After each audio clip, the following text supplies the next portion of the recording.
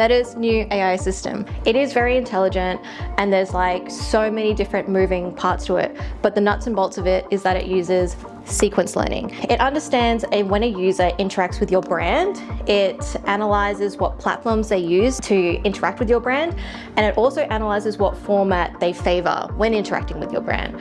What Andromeda is able to do is see a user in this stage and understand that this is a cold lead.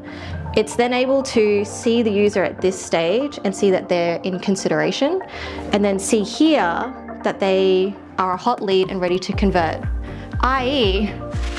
a funnel. Because it understands where the user is in their buying journey. And that's like the really, I guess, crazy part of it and the really intelligent part of it. What is happening now is that Meta is actually saying, you don't need to set up the funnel. You don't need to do all that. We'll do it for you. You just give us the creative and we'll do the rest. We aren't creating the funnel, but we need to be putting in creatives that speak to the funnel.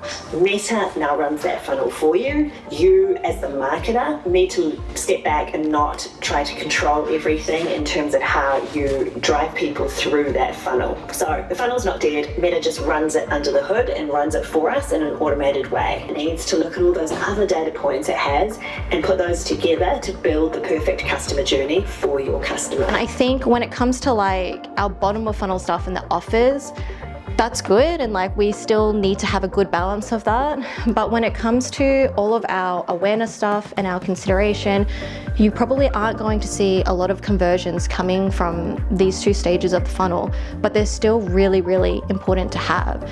And especially when we're talking about builders and people who want to build a house, who want to buy a house, that user journey is really, really long.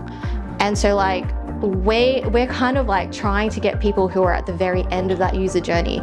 And the problem with that is that you're not going to get someone to convert from one ad alone. You need all this stuff to build trust. When you start dividing your creatives into different ad sets, you're dividing the budget.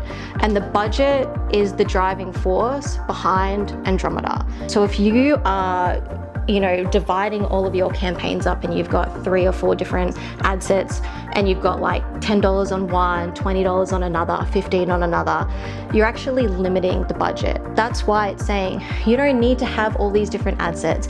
Meta knows exactly who to put that top of funnel creative in front of, who to put the bottom of funnel creative in front of. You need to give it budget. And that's why it's saying put it into one ad set.